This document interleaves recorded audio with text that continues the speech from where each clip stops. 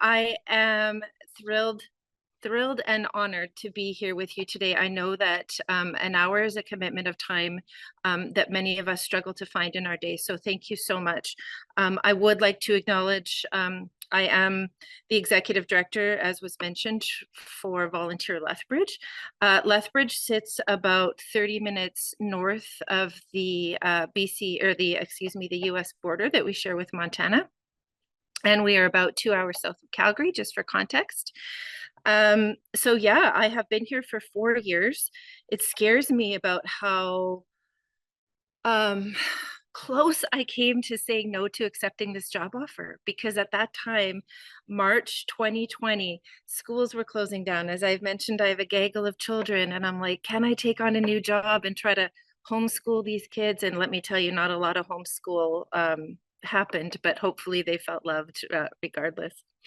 I would like to acknowledge that Lethbridge sits on Treaty 7 territory, which is largely home to the Blackfoot people. We butt up against the largest treaty nation in Canada.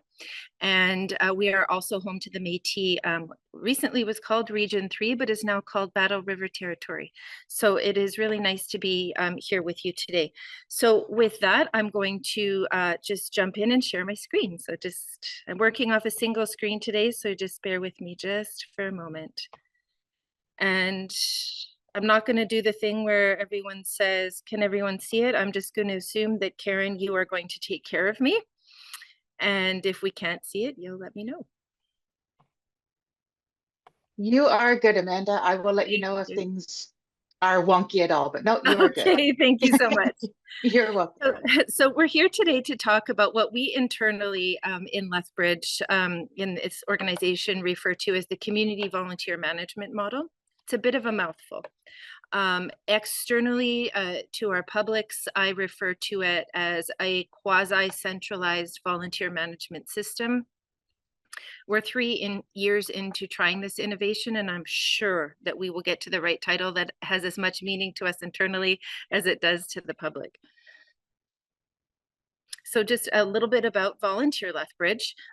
We are just about to celebrate our 45th anniversary. So we've been around for a while, leaning hard into, while always respecting our history that is very focused on volunteerism, always will be and should be, but also the Nonprofit Leadership Center. So what a Chamber of Commerce, for instance, is to the small business community, we are to the nonprofit sector in Southern Alberta. There is nobody else here to take that leadership role, and we're really trying to lean into it. So you will see us in community convening conversations that matter. So for instance, something that is really on our radar is encouraging a living wage, which is a calculation for our each community in Alberta, what it takes to actually pay your bills. We're encouraging and really getting behind supporting a living wage for nonprofit employees in our community, but also the impacts that that has on a nonprofit organization and things like equity and how does that affect grant writing, those sorts of things. So you'll see us convening conversations around that need to go deep. We build capacity in a bit of a different way than we used to. Pre-COVID, we would throw up.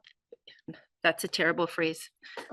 We would not throw up. We would throw out invitations to, board governance, leadership training, etc.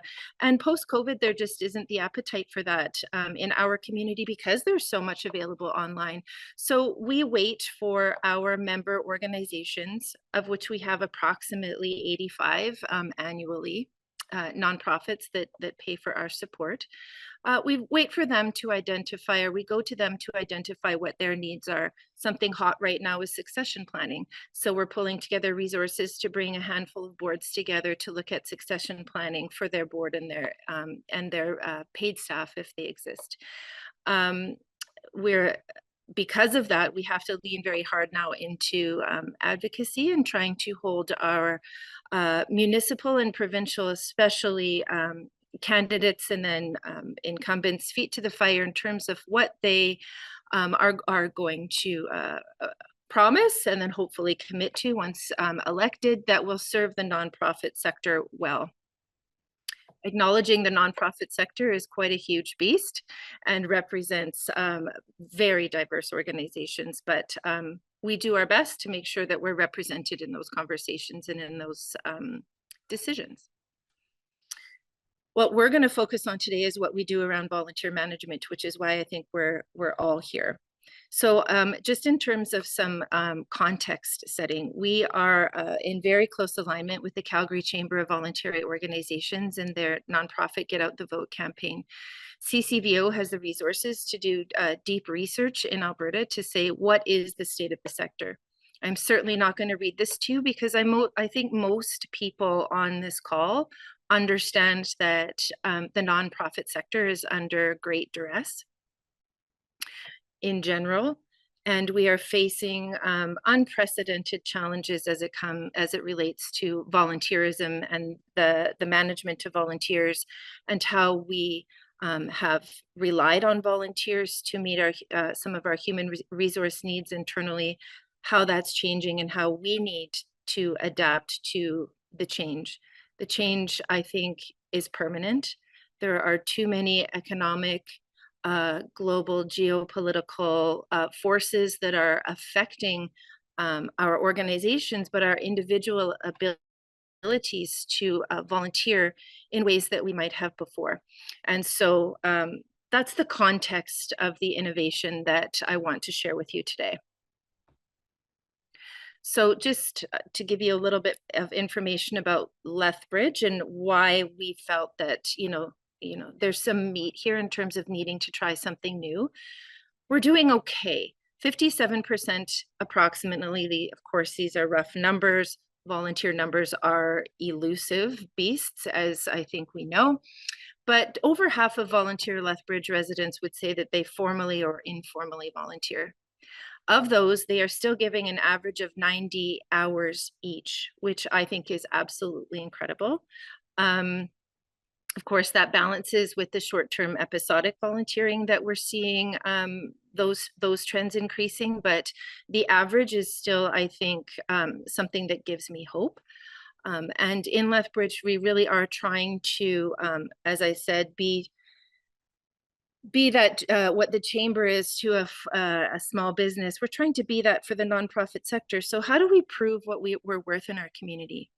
And I would be very surprised if anyone on this call, and I look forward to seeing some of the chat comments later, if we're all not struggling to prove our value in community, especially when resources are so tight. And so we are trying very hard to put hard numbers on what that means. And so as close as I can get right now is 134 million in economic contribution to the local economy, which I think is an important number. I think that as a sector, we need to work hard and drive hard toward getting more of those numbers to prove our value to those that are not interested in as much as maybe the soft skills and the softness that we bring to a community and the community support. So how this innovation started was thinking about the relationship that a volunteer center holds between the volunteer and the receiving nonprofit organization. And there are many, many volunteer centers that are doing fabulous work around advising. And I respect that, and I don't want that to be misunderstood, in that I know that there's volunteer centers are a place that if I'm not sure where my kids and I should volunteer this summer, I can call, and most volunteer centers are, if they exist in a community, are going to give me some pretty darn good advice and set me off with as much, probability of success as possible. But then that volunteer center never knows what happened in that relationship. We're removed from it. We're not a part of it. And so we looked at that and thought, how can we possibly understand what's happening out in community after that, that post is found on a database that we might operate in our communities, or social media posts that we might have made about the local food bank needing support, or Heck, sometimes it's still a, rip a slip off of a physical bulletin board at the front of a grocery store, but we don't know what happened. And so what we're doing here is trying to insert ourselves in that relationship so that we can be a better support to the volunteer, a better support to the receiving nonprofit organization to understand what's working, what isn't, what the trends are. And we're going to talk a lot more about data later, but data is certainly a driving force for the change that we wanted to make. So in that existing popular process where there could be some great advising, but we're not really a part of the relationship, what we find are volunteers are often linked exclusively to one organization because there's an effort there that you need to make, and if one is applying to do a group gaming summer program with the YMCA, they might really enjoy that and think, man, I saw another organization that, BGC, previously referred to as Boys and Girls Club, they have something similar. I could probably quite easily step into that, but there's so much administrivia that goes into starting as a volunteer and as a nonprofit organization, starting a new volunteer position and onboarding a new volunteer. What we also recognize is that the larger nonprofit organizations have greater resources in order to do that recruiting. And so there's an inherent advantage to a YMCA versus a local. We have an organization called Stitch It Forward, where they're making quilts and blankets and winter gear for women at who are in a shelter due to domestic violence, for instance. They don't have the wherewithal to go out and find volunteers in the same way that a large machine like a YMCA in Lethbridge has. We also recognize that there are varying best practices guidelines in those organizations. And when we talk about risk management, and we're going to go into screening here pretty soon, we know that's happening well, and it's a well-oiled machine for some organizations. We know in some organizations that we're over screening because we're scared of risk and liability. And so what ends up happening is we screen people out because we're trying to protect the organization rather than screening people in. And the other thing around risk management that I would say that I suspect, and I have good authority that happens, is that screening really doesn't happen because we're overwhelmed as organizations, particularly those organizations that are solely led by board of directors and don't have administrative staff.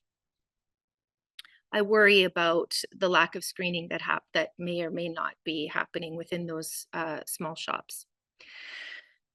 So as I come to the end of my diatribe here, is there's a drain on community resources to be redoubling and duplicating these efforts within the myriad of organizations that we know exist within our geographical area. I mentioned that Volunteer Lethbridge has approximately 85 nonprofit organizations that pay to be members of our organization, but we do know that there's about 450 nonprofits in the catchment area of Southern Alberta that we're not touching, and we could do a much better job of serving if we can, keep this innovation going and proof of concept. So I'm going to go out of order here just because of how I have verbally gone out of order. So I'm going to stop sharing my screen for a second, and Karen, I'm going to ask you to show the visual that I shared with you just a few minutes ago. So what have we done? We have created a community volunteer pool. So if you could just screen up a little bit. So what we're doing, as I said, is quasi-centralizing volunteer management in Lethbridge and area. So instead of a volunteer thinking, I'm really interested in this, in being a greeter for Canadian Blood Services. Instead of going to Canadian Blood Services, going through their application form and the screening process that they deem necessary for any particular role, that volunteer comes to us. It's a volunteer Lethbridge application form. And because it's a volunteer Lethbridge application form, we kind of own them until we refer them out. And so the implications of that are massive. And unless you work in the sector, the far-reaching implications might not be obvious. So I want to lay them out here. The volunteer comes to us. It is our application form so far, so no administrivia attached to Canadian Blood Services whatsoever. They might not know they want to go to Canadian Blood Services. They might come and say, you know, I have 4 hours a week. I really like to work with seniors. Can you help me? The advising comes in. We get an idea of what that volunteer is looking for, time-wise, interest-wise, skill-based wise. Then we determine at that point what level of screening is actually going to be necessary, again, to screen them in, not to overscreen them, and to, again, determine what screening is necessary. So we sort of have 2 pathways right now. So we have those positions in our community that are not, they're not putting volunteers in a position of great authority. They're not putting them into relationships with those that might be vulnerable. So I'll use an example of selling 50-50 tickets at a theater show. Very little screening. They're doing an application form with us so that we can collect their information and keep in touch with them. And essentially we are referring them right out to that theater company. Now, on the contrary side, you can think of an example of, let's say, Meals on Wheels. That role requires much higher screening because of course, it is putting an individual in somebody's home, in a senior's home, and there could be, and often is a relationship that is developed there. So in that circumstance, we know, okay, they're kind of going to be in that second tier of screening that we need to do here. And so we do an interview, we collect 2 references, and we send them off to the Lethbridge Police Service, or if they're in the region, then our local RCMP detachment. And we pay for that work to be done through a relationship that we have through Volunteer Alberta. So there's no cost to Volunteer Lethbridge to get that screening done through the police service when it's necessary. And there's no cost to the volunteer. We receive the information. We look at it. 99% of the time, everything is, it's an ideal situation to make a referral. We redact some information that we've collected and we send it off to Canadian Blood Services or Meals on Wheels, etc. And they have a volunteer now that has walked in their door that is ready to be onboarded and trained. And so we never force anyone on anyone. So of course we know some volunteer positions really take, like, are we going to be a fit? Like, I can see Ricky Ramsberger's face, and I feel like, Ricky, you are giving me positive feedback and you're smiling and you're making me feel like you're listening. So I'm picking on you. So if someone has referred you to me here in my organization and you come here, Ricky, and I think, I respect what Volunteer Lethbridge has done. I see that there's no issue here, but I just don't think you're going to be a fit with our culture. No problem. It's still up to that receiving nonprofit organizations. Of course, it's up to them to say yes or no, but most of the time they're saying yes. And so the volunteer is ready to go off and running. Now, as you could imagine, the benefit to the receiving nonprofit organization is huge. Depending on the level of screening, it takes 3 to 6 hours cumulatively to effectively screen one volunteer. So when I think about the number of volunteers that the Lethbridge Hospital Foundation requires, for instance, the resources that are saved for us to save them between $75 and $150 per person that's walking through their door to volunteer is quite significant. Again, I won't beat this over the head about the risk management, but that we can be assured that the appropriate level of screening has taken place, and that there is an inherent safety, that we've done our work and we can send them on. And also, I won't get into this because there isn't time, but I think there's probably another hour's worth of conversation that we could have about how equity, diversity, and inclusion intersects with screening. And we need to be very mindful of that. And so we're doing that learning here so that we can, do our best and also teach our members. The one thing I will mention is when I say it's a quasi-centralized model, holy heck, would I never ever want somebody to show up at Canadian Blood Services, I'm just picking out a few examples here, and them to say, we can't onboard you, it has to go through Volunteer Lethbridge. If they don't have the resources in-house to do that and they want to shove those volunteers back over here, we love it. But it is difficult enough to get people to make that commitment to volunteer. It takes courage for somebody to show up at a nonprofit organization and say, I want to volunteer. And so we do not, with this model, in any way want to interfere with systems and processes that are already working for those established organizations, which is why I do call it a quasi-centralized, because if that's the way that organization wants to keep receiving their volunteers, if that's the way volunteers want to head out, they already know what they want to do, please do. Please just volunteer. We just need to keep this alive. And so I told Karen that I was going to make fun of this image. I love this image of the lazy river, of like how people move through and how they reach, their end destination. And one person ruined it for me by telling me that it looked like an intestinal tract. And I can't unsee it now.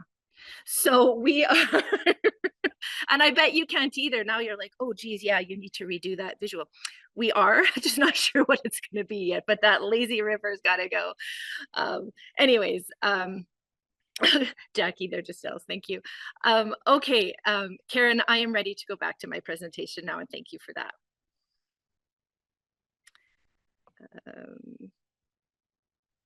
And we have just a couple of questions in the chat. I'm not sure if you want them now or a little bit later. Let me just get this going again and we'll see. When you're just like super excited about something and you just can't keep to the presentation. So I just want to see where I am, and then let's look at some questions. Excellent. If that's fair. Can you tell I'm passionate about this? I'm like, I want to tell the whole world. Let me go through a few more slides, if that's okay, and then we'll stop for questions. Sounds good.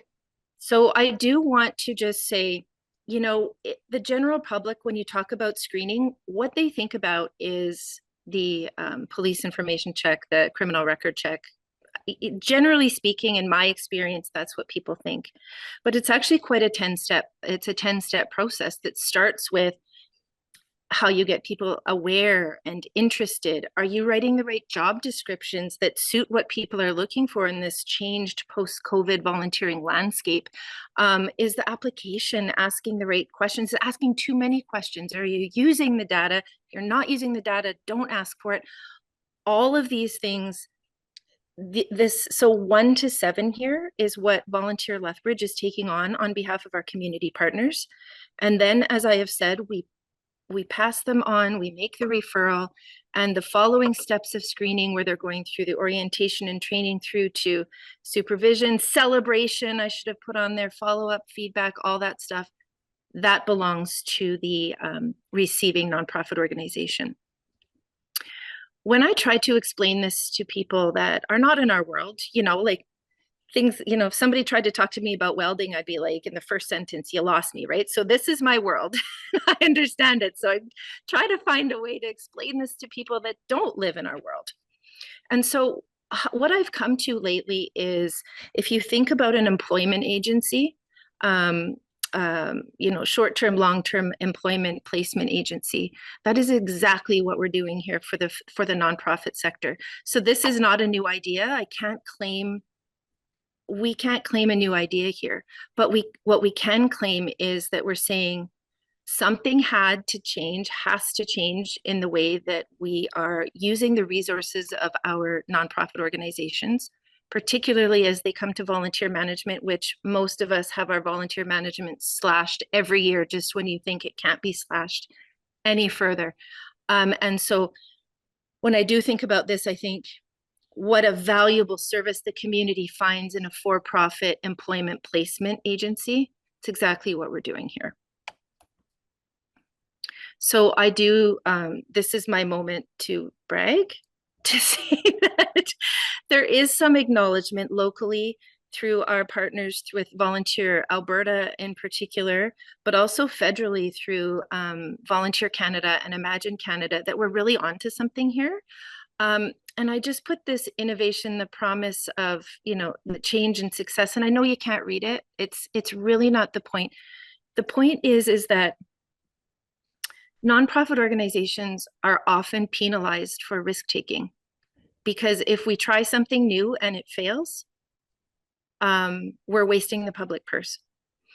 And so in the same way that like an Apple or Microsoft is lauded for trying something 10 times and failing 10 times before the 11th time took,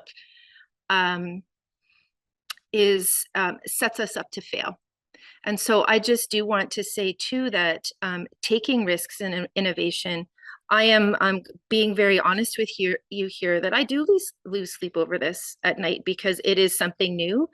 I am using dollars from the provincial tax base to give this a try. They've put their faith in Volunteer Lethbridge to try something new. It's working. We're 3 years into it, but it's not without its challenges.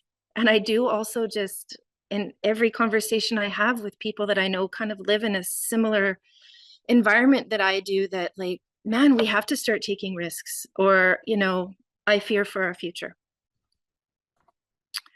We did the lazy river. So I guess I'm sorry to those that have questions, because I said I'd do a few more slides and then we'd take a break for questions, but I really am almost done and I'd rather hear more from you. So what we did is we started with a platform comparison of what this could look like what needs to happen on the back end to make this work. How are we going to keep data secure? How are we going to be able to pull the data that we want? That, as I said in early days, to show the community what a volunteer center offers, rather than, and don't get me wrong, the good feelings, the hugs, the caring, the sharing hands, all those images that we often think about when we think about volunteer centers and volunteerism itself. I don't take away from that, but I do want to add data. So we were with an organization, and if you're from Alberta or even probably Western Canada, you'd be familiar with it, Volunteer Connector, which is a database that is filled with opportunities. It used to be in Calgary, then it was Alberta. Now they've kind of moved across Western Canada. We started there, but we just couldn't, they wouldn't make the changes that we needed to make on the back end to get what we needed out of this in terms of our own application form, or the questions that were coming up for us. Why we all know that the demographic or the numbers of seniors volunteering or older adults has dropped post-COVID. But I want to know more than that. I want to know why. I want to be able to ask questions to get at the heart of actually what's happening here. And in off-the-shelf product like Volunteer Connector is fabulous, especially for communities that don't have a volunteer center or another resource that serves the function of a volunteer center.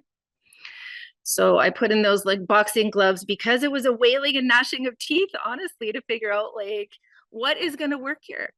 And Better Impact is really working. What's going to be interesting, and just Karen heads up, as we look to expand this program to other communities across Alberta first and then across the country, is how we might be able to even adapt some of the things that Better Impact does for this model to make even more improvements, because I think that there's just so much dang potential here. It's crazy. So hats off to Better Impact. I don't think she's on the call, but Brandy was our salesperson with Better Impact. And I don't think I've ever met a more professional person who made this choice very easy. So shout out to Better Impact. So I was scared that if I took myself out of this presentation and onto the internet that I would screw something up. So I just took a screenshot. This is part of our Volunteer Lethbridge website, which is also under development for improvements and will be better a month from now, but this has got us this far. This is kind of what it looks like right now. So if you're a volunteer and you come to this page, I had to kind of cut it off, but you can see where the apply here is. And again, it's not a YMCA application. It's not a Humane Society application, it's ours. You don't want to start there. You're not ready for that. You schedule a call, and we use an online booking system, and we have a couple people on the phone all day, every day. And then you can see here at the bottom of the screen that we have powered by Better Impact. And of course, you can log into Better Impact. You can track hours. A volunteer could track hours. A volunteer could track their schedules, etc. So there's a lot of reasons why we want people to sign up with Volunteer Lethbridge, but also have an account through Better Impact. So when they get to the point where they're ready to look at opportunities here, this is what it looks like in that next stage for our website. So you can see on the left-hand side of the screen that you know, we're looking at barrier-free, flexible hours. How much do you want to give? Like that list is quite extensive, which is cut off, but it's quite extensive. The only other thing I'll point out here is if you look at the opportunity with Hidden Treasures with the YWCA on the right-hand side there, you'll see under their logo, it says it's a continuing commitment and advanced screening is required. And so a volunteer knows at any given point whether they're really going to be able to walk into something, sell those 50-50 tickets at a theater show or a hockey game, or whether they know that there's going to be some work to do with us before they can actually step foot in the YWCA to do that Hidden Treasures. And the beautiful thing about that too is because there's work attached to it, you know that the likelihood of that person once they step into the Y is committed because they've done the work beforehand. And the work beforehand has not taken a moment of the YWCA's time. Challenges. I can't find anyone else in North America that's doing this, which is awesome. And if I'm wrong, I want to be told, please. I can't find anyone else that's doing this. And it's hard to be a wayfinder. There's no one that I can look at and say, well, what did Milwaukee do, or what did Victoria do? I can't. Because it's so new, the getting it is slow. So for instance, when we put on a volunteer fair expo, we just did it a couple weeks ago.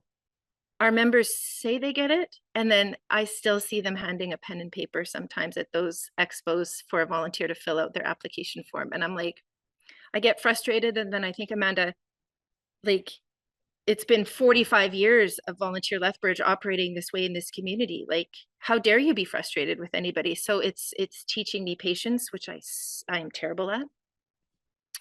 The other thing that has kind of come up recently is some protectionism. So if, let's say there's a senior center and, you know, one of our senior centers here will send their volunteers back over here, even if they went directly to the senior center, because they want us to take that HR burden from them. They are worried that when that volunteer gets here to go through the process so that they can end up back in that position of trust and authority at the senior center, that volunteer might see something else that appeals to them more, and they might lose them. And so we are now redrafting some key messages to say, okay, that really isn't what happens, but it doesn't matter. It's the perception that could happen that we battle against. And so I certainly will not tell you that there's not challenges to this, because it's only 3 years old. And it's different. So I will tell you, we have no money for marketing, almost no money, like 10 grand a year. Like, as you know, in a corporate budget, that would be probably their weekly spend. So what we're getting right now is low-hanging fruit. And so that's great because what we're getting in terms of data is a reliable sample size of what is happening in the larger community. So when I said at the beginning, there's about 55,000 people in Lethbridge that identify as volunteering. The first year we were 6 months. We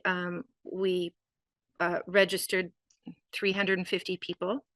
The second year, last year, which was our first full year, we were at 999, something like that. And we're on track this year for about 1,500. And so we're clearly not, we're scratching the surface of what's happening in the community. But what we're doing is, as I said, collecting that a reliable sample of what's happening in the community. So I could tell you today, and I know that there's people from the US on this call, and I have to claim ignorance about how quickly you get data about what's happening in your sector. But in Canada, it is slow. So through Statistics Canada, we don't get the fulsome data set that we want and need in order to make sound decisions. And by the time we get it, it's 3 years old. A problem I have from being in a smaller center of, Lethbridge is 106,000 people, is that the data set that I do get encompasses a much bigger geographical area. So I have to try to extrapolate from that geography, and it only gets me close. So what I'm getting now is localized data. I could tell you today what's happening. I could tell you why it's happening. I could tell you where we're falling down.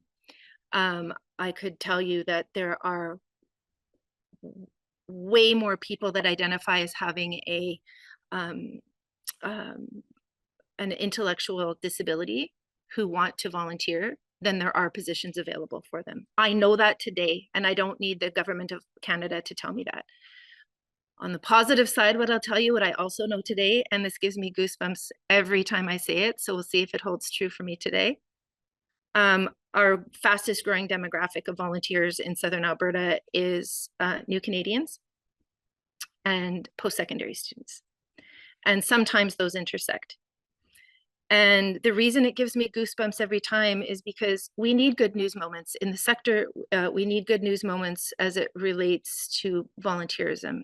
And to see those particular two demographics of people who probably are in the most uncertain period of their lives, committing to community, really takes my breath away. And I'm so glad that I'm able to cull that from this, because of this model, I can cull that and I can share it and I can say, not everything is negative. Look at these pockets of beauty. So in summary, I think I've made it clear volunteers are ready to be onboarded by the time they get there. I think that's clear. I've mentioned it, I've not been clear enough, I don't think, that once I have been screened as a volunteer by Volunteer Lethbridge, and I've been referred to the YMCA, if I want to go do a group program at Big Brothers Big Sisters, I have that mobility. I can move straight over there as long as Big Brothers Big Sisters accepts the work that this organization has done. It doesn't have to be redoubled, and it allows me to share my talents in an easy, far-reaching way. I've talked a lot about liability for organizations. I won't go in more into that.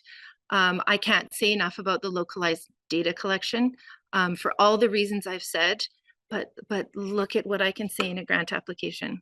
Like, it is not just about the model, but that, like, we truly have our finger on the pulse of what's happening in our community, which we've never been able to claim before in this way. So my last slide. What is left? What is left? Future direction. We have received funding from an anonymous donor to create a plan to determine how to share this model with other communities. So I don't know, if we're going to share it with, say, Red Deer, Alberta, I don't know how much Volunteer Lethbridge should still be involved. I don't know if it's a franchising model, like you would, do a subway. And even within a franchising model, there's various models where there's an owner, whether, you know, they're signing off on our policies and procedures. I don't know. And the other thing I don't know is that I do know we have an opportunity here for earned revenue. And it is so important for this organization to get off the hamster wheel of relying on government grants of all levels. And the amount of time that I spend grant writing to government, to foundations, to corporate is quite disgusting. I probably get to think about volunteerism 5 or 10% of my week, which I think, you know, no shocker there. But there's a real opportunity. I know we have something here that is an opportunity for earned revenue for Volunteer Lethbridge. I need to figure out what to do with that. But further, that consultant that we've just hired, and we're actually just coincidentally doing our project launch this afternoon. Is there a way that those communities that sign on and want to work with us and use this model, is there a way for them to earn revenue from this as well? I think there is, and I need somebody smarter than me to tell me what that could look like.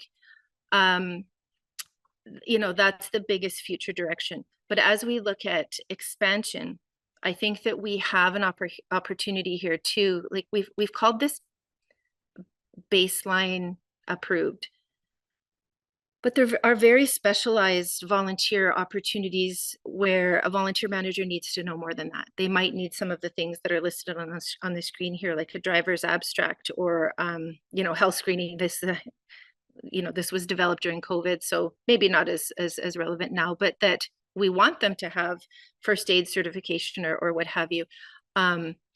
Is there a way for us to earn revenue from those organizations that need that deeper dive as well? These are things that we're looking at. So what I can tell you today is I really think that we have something here, and we are tremendously eager to share it, and we are trying to figure out how to do that. And so with that, Karen, I think that is the end of my formal comments, but I'd love to know what's in the chat and get feedback, good, bad, ugly, whatever it is. Perfect. Thank you, Amanda. I'm just going back for some of the questions. And one of the first ones was asking, how do the volunteers give you feedback about the organizations, and how do the nonprofits give you feedback about the volunteers? Is there any of that kind of back and forth feedback? There is. We're doing it outside of Better Impact right now, just because we don't know how. But we have quarterly check-ins built into all of those people that are in our database. And so the database is, it's at about 2,000 right now because, well, I've told you how many people we processed over the past 2.5 years. Lots of them are students, they move, their circumstances change. So every 3 months, we're able to call that database, make sure that it's still accurate and that people are still here, they still want to hear from us. And so at that time, we're also asking them for feedback. And then we do a I always say this wrong, twice a year, we do a survey with our member organizations. Excellent. And a few people are asking about the police screening. Sometimes the police require the letter to come from the actual organization, so to come from Canada Blood Services or anything like that instead of Volunteer Lethbridge. Have you encountered any of that, or were you able to kind of work through it? That is such a good question, because it was a critical success factor. It was the first piece that we worked on to see if this was even possible. And so what happened was we brought together Volunteer Alberta, because as I mentioned, they are the ones who are footing the bill for our police information checks and vulnerable sector checks. And the Lethbridge Police Service, we were given 5 codes, billing codes essentially, for Lethbridge Police Service and Volunteer Alberta to be able to talk with one another. And those 5 codes essentially cover they're very broad, obviously, but they cover most of the work that is done in a community. So one category would be mentoring, for instance. So there's a code for mentoring. We put that in a letter It's on Volunteer Lethbridge letterhead. It has the code that is attributed to the 5 categories that Volunteer Lethbridge owns. And because of the agreement that we have created, the police service nor Volunteer Alberta care not, they'll record it that they're going to Canadian Blood Services, but they care not in terms of processing it because they know it's coming from a trusted organization.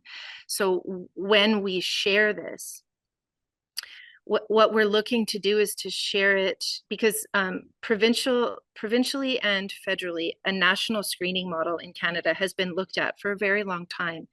And you can consider some of the reasons why it might not have worked up to this point, because vast geography, vast different, RCMP detachments, police services who operate independently of each other. So I believe the way that this might work is that it has to be, it can't be imposed on a province. It can't be imposed on a sector. It has to happen at a community or municipal level, whichever word you want to use and works in each scenario, because that work does have to be done between the volunteer center and the police or RCMP detachment.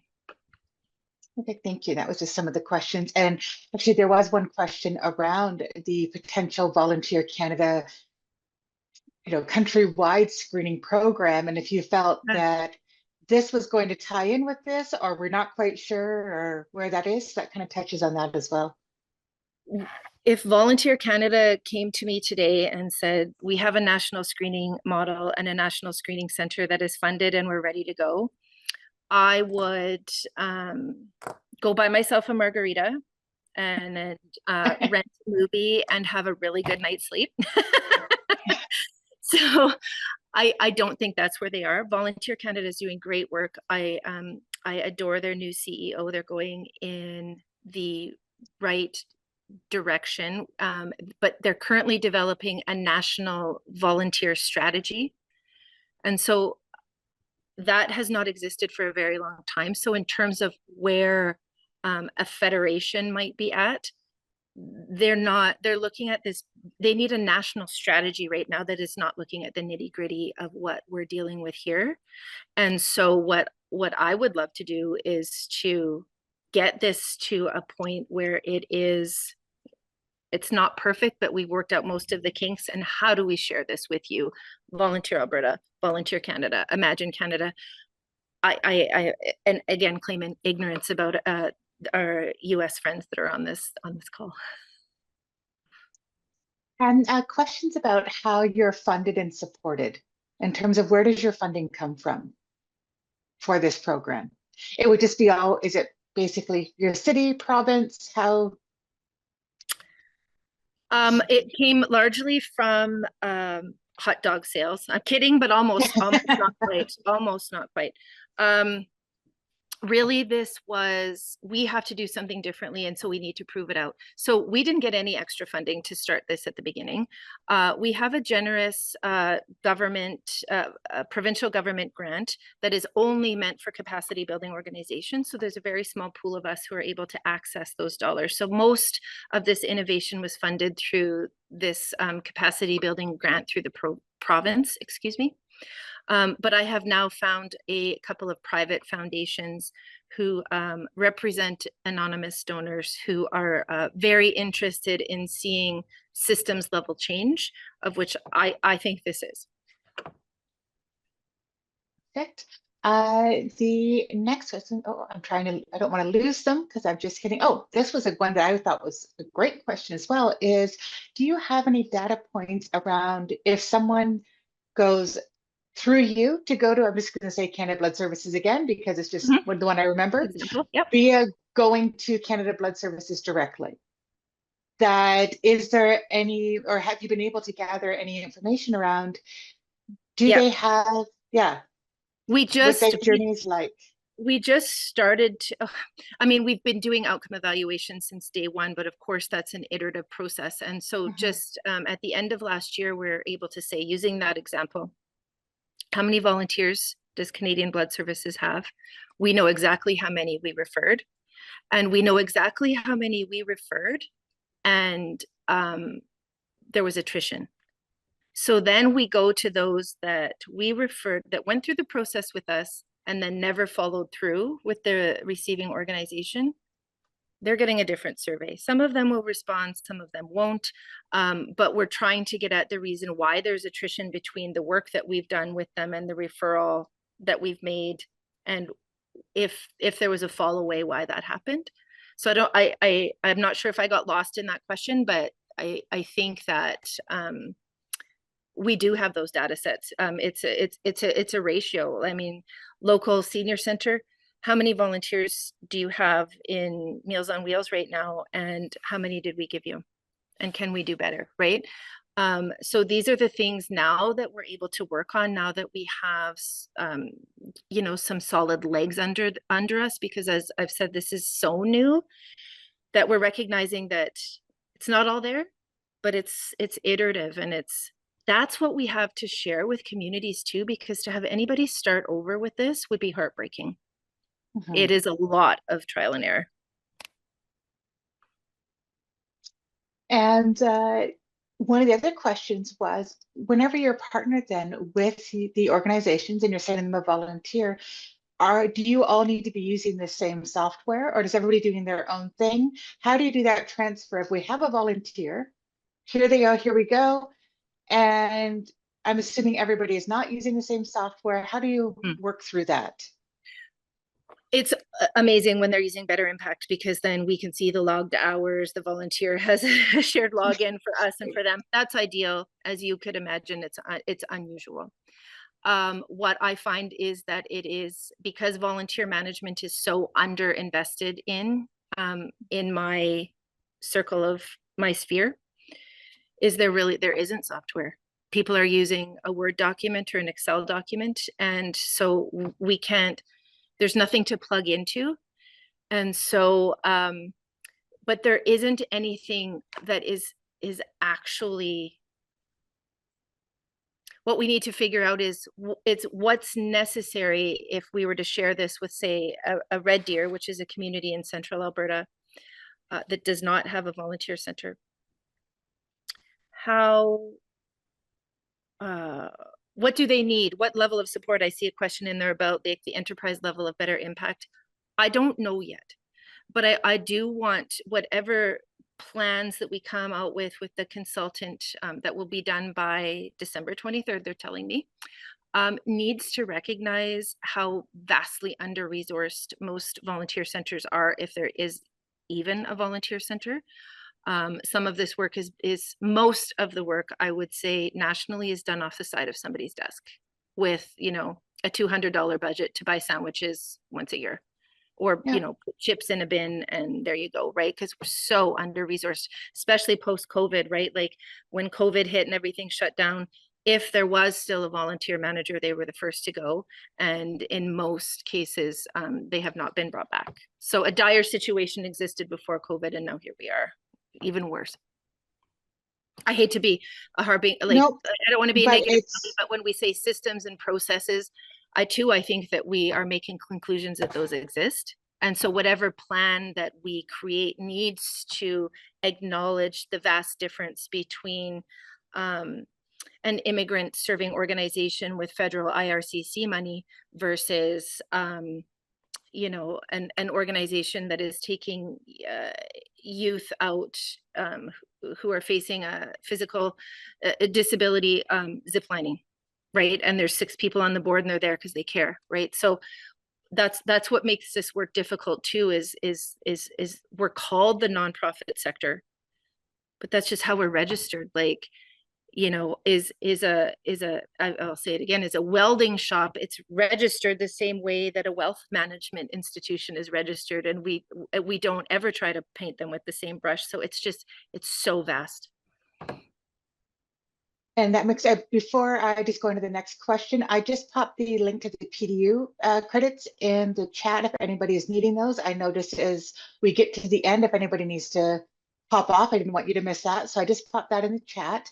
One of the questions, which is an interesting thing that I wanted to talk to you about, Amanda, is do you find that by taking some of this onboarding, perhaps away from some of the other organizations, are you actually, the question is, do you feel this model may take away from growing the profession of volunteer management within those organizations? Or does it just enhance collaboration? If they are not doing some of this screening in-house anymore, does it affect how their own volunteer department as well as just the relationships?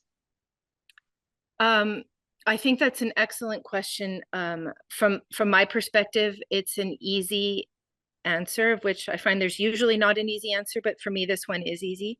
They're so under-resourced.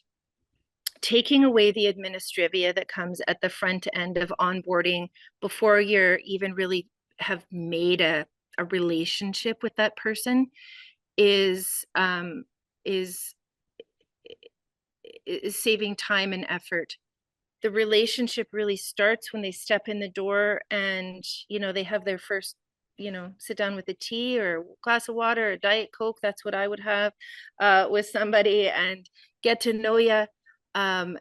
There's so much, the recruitment and screening of a volunteer is such a arduous but small part of what it actually takes to manage volunteers. It's the ongoing relationship. It's the respect. It's making sure they're getting what they need out of it. It's giving them an evaluation. It's inviting them to meetings if they want to expand their network. It's why are they there? How are we nurturing you once you're here? So in terms of taking away, I would say there's so little resource there to take from anyway, that taking away that administrivia allows that organization to focus on things that are actually going to be relationship building. That's perfect. And We're I getting do a see lot. here too, yes, we do have a membership fee. The membership fee increased pretty much the day I got here. Some of our members were paying $5 a year. Like, so, okay, that's just between you and me and the 4,000 network people that you have. Doesn't matter. It was unsustainable. So the membership fee did increase in 2020, but the increase predated this model. And we do not charge for this service that we're providing right now. It's an inherent membership benefit. So in the future, that's where we might be told by the consultant that that's ridiculous and it's a pay-to-play model for this particular new service that you're providing. I'm not sure yet. But certainly we've always looked at that opportunity to do the enhanced screening on some of those, you know, specialized particular things that I mentioned at the end of my formal presentation that some organizations need would definitely be a pay-to-play model. So we take very little money for membership. So this is public information. Our annual budget is small. We have 6 people. Our annual revenue is just over $500,000, and 18,000 of that comes from membership fees. I feel we need to be at $1 million to be comfortable and do what this community needs. And so we're pushing pretty hard here, prove our value and our worth to the community.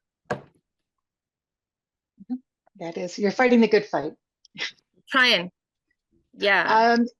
Next question. It's a good weight loss management program too. Like, honestly, like the stress of working for nonprofit, like. Question, are there different exclusion criteria for different organizations based on what comes back in the background check? And how do you go from background check results and other screening results to the actual options available to volunteer? You know, how are you managing those different levels of maybe somebody passes background but not vulnerable sector, or those, and then you just trying to pair them with the organizations based on what they require? Yes. And I hope I'm capturing that question correctly.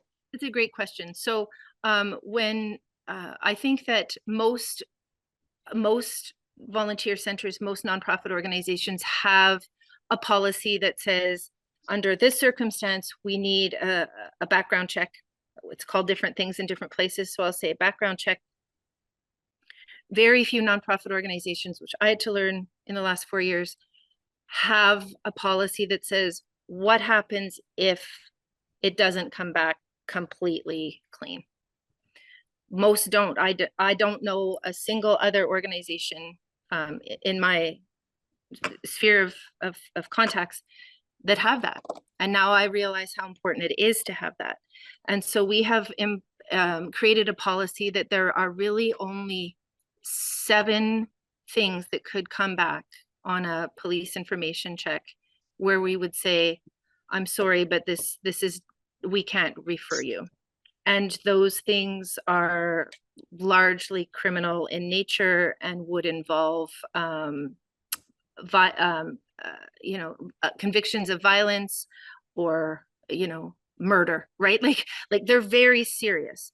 And so what might often come back not often, but what you might see more often than anything else, I'll use an example, is a DUI that comes back on a police information check. Does that mean that they can't be a greeter at Canadian Blood Services? Absolutely not. So we look at that, and unless it's part of those, if it's part of those 7 things that we have in policy, I'm sorry, this isn't a relationship that we can have with you. If it's not those 7 things, we need to use our discretion to say, okay, well, they're probably not going to be referred to the Meals on Wheels program, right? But like we've all made mistakes, and we're screening in and we're not screening out. So what is the right place for that person? Did that answer the question? I'm not sure. Yeah.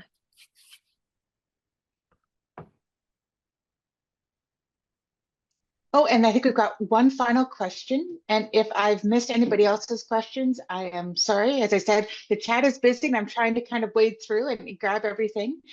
Your website that you shared, where you've got like the different opportunities of, here's the different things and finding out more. People are asking, is that something that you created through your own website development, or is that a use of Better Impact? And I already know the answer, but I'll let you. Yeah, that's our own. I wish that it was, yeah. Yeah, me too, because it wasn't cheap. We just did that last year, and it's the one part of the website that I'm happy with right now. Everything else around it right now is being adapted to just make it as easy as possible. The other challenge, since we're talking about website, is just I certainly don't want to be ageist, so I'll say just one example is an older adult might not be interested in going through this kind of process that we're asking them to go through. We have lots of new Canadians in Lethbridge who need to come here and have our support to have them fill out the documentation.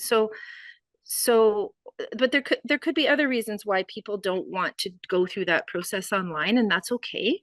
And so, if you're interested in what we're doing, look at the website and just acknowledge that was a first blush like 2.5 years ago, and it about 8 pages, typed pages of updates is sitting on our web developers desk right now. Should be done within about a month to say, okay, again, iterative process, what works, what doesn't, what do we do with people that, low literacy or new to the English language. Great examples of how, if you look at that website right now, that process, it's not working, but we're getting there. No, that's the thing. It's always in development. And we have Absolutely. the enterprise account that you can always search through opportunities in different organizations. I'm looking for something, for mornings, or working with seniors, or working with animals, and link it through. So we have a facility to do a lot of that networking and building. But yes, your website, the graphics, and it's a nice married to your own work that you're doing. Thank you. Thank you. And then I'm just going to be wrapping us all up because we have run over time, and I know that we all have other things as well. And so thank you so much, Amanda, for coming and sharing your knowledge and your resources. These will all be shared after the meeting. Thank you so much. It looks like a very exciting program, and this is amazing. So I look forward to seeing what great things that you did. I am so grateful that people are interested in this. Like, you don't know how much this makes my day. So thank you for being interested. Welcome. Okay. Right. Thank you all, and have a great day. You too. Goodbye.